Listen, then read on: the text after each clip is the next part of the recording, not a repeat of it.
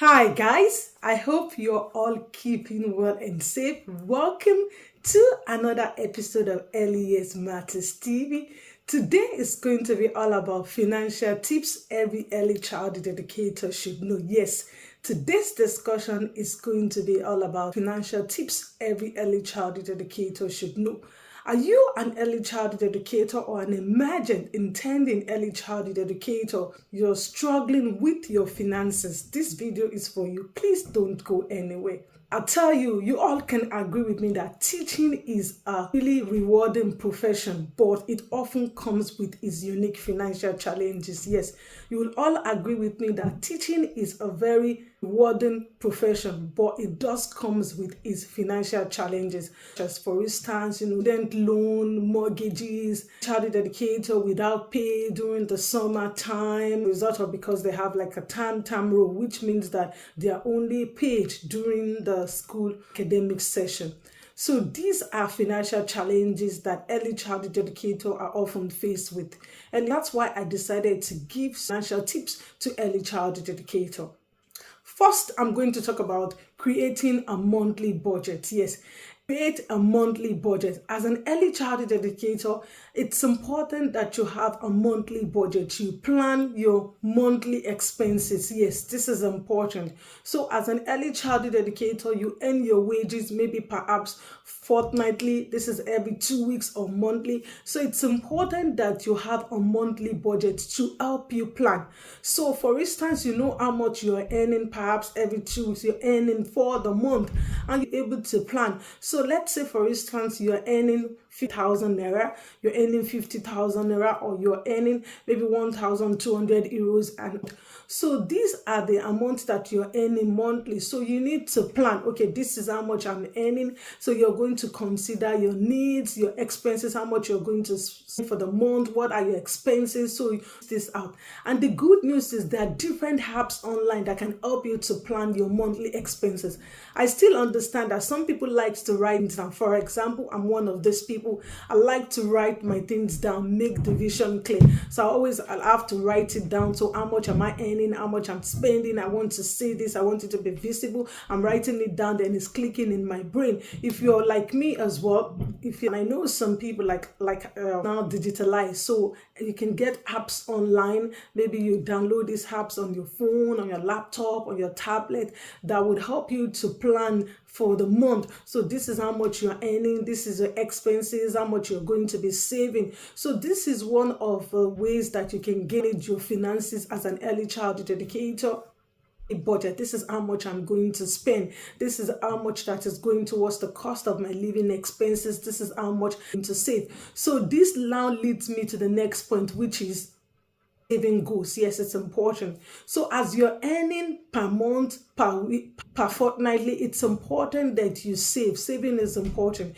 Saving will help you in the raining day. So for instance, if you're an educator that you're paid time, so you're only paid during the academic year, during the summertime, you're not paid. So you have to be able to plan ahead. You have to spread it across. Maybe for instance, you're only paid for 9 months and we have 3 months in the year. So you still have the other 3 months that you have to survive yourself during the summertime. So you have to a saving goals. How much are you going to be spending how much saving per month? Is this going to go into a savings account or a fixed deposit account? So for instance, maybe you want to have a fixed deposit account for 1 year, for 2 years, for 3 years, for 1 year, for how much you're going to be able to save. So this is how much I'm earning weekly. This is how much I'm earning fortnightly. This is how much I'm earning monthly. And this is the amount that I'm going to save. And one thing I want you to know is in relation, you have to be consistent. Consistent is the key. So you know how much that you're earning per month. So I'm earning, let's say for instance, I'm earning 1,200 euros per month. I'll be able to save 100 euros per month. I'll be able to save 50 euros per month and be consistent. Not just tomorrow, oh, I can't save 50 euros. I'm going to be able to save 20 euros. So you have to consider how much you're earning. Look at your expenses. Look at how much, look to the side. Okay, so this is the amount that I'm going to be saving every month, and you have to be consistent. So for you as an early childhood educator, maybe perhaps you're not paid during the summer. So this savings is what is going to sustain you during the summer 3 months. So you have to consider, okay, this is how much I'm earning weekly, fortnightly, monthly. So I have to save towards the summer that I don't have to depend on anyone, that I don't have to struggle. So you have to decide yourself, okay, every month saving 200 euros, I'm going to be saving 150 euro so that I'll survive during the summertime, because you're not paid. You're not going to get any money from anywhere. You're not going to, you're this for 3 months. So you have to save. So it's important that you create a saving pattern strategically. Yes, it's important as an early childhood educator that you reduce debt strategically. So if it's possible, cut out every debt, because you need to understand that if you're acquiring debt, is from your wages in this debt. Maybe for instance, you took out a car loan, you took out a mortgage, you took out a student loan. So it's from the wages in monthly that you're going to be able to this loan.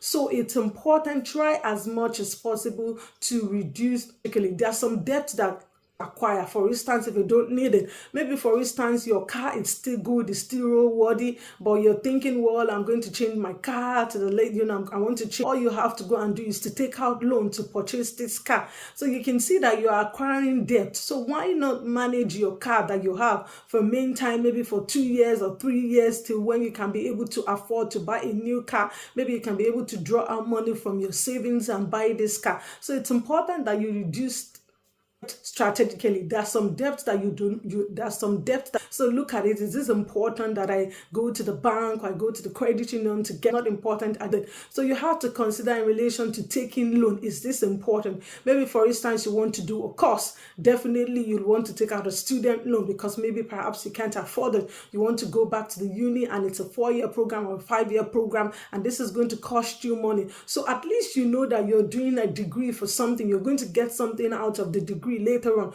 Or the degree is for 4 years. After 4 years, if you get a job, you can be able to pay off this loan. You can be able to offset this. This is a degree that is running at, this is to get job, this degree. So you have to be strategic in relation to taking out loan. Try as much as possible to reduce taking out loan. Try as much as possible about invest in personal development. Yes, it's important. We're talking about financial freedom. It's important that you invest in personal.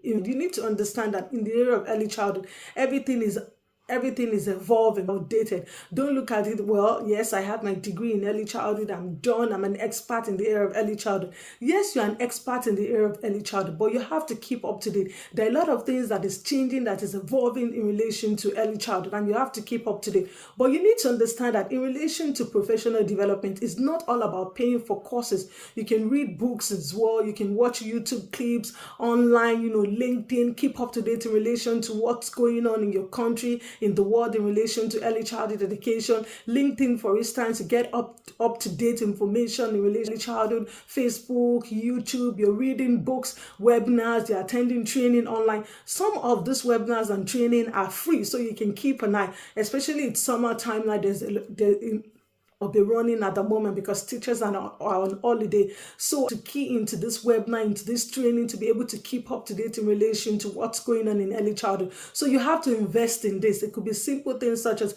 paying a little token. Investment is the key. Don't look at it, well, I'm going to pay for this. What do I stand to gain in return? Look at what you're going to gain in the future. This is important. You might not be seeing any benefit now, but look at it in the next 5-10 years. You stand a lot of things to benefit because you've already acquired knowledge. You've already acquired knowledge that a lot of people want to share this knowledge with them. So for you to gain financial freedom as an early childhood educator, invest in professional, invest that would as well, that can make you to earn more, that can make you to earn. This is important. So in my next video, I'm going to continue in relation to giving all the financial tips that would help you as an early childhood educator. If you found this video helpful, kindly subscribe. Not just only subscribe, turn on the notification bell so that whenever a new video is being dropped on this channel, you'll be the first person to be notified. And until I come your way next time, stay safe and mind yourselves for now. Bye.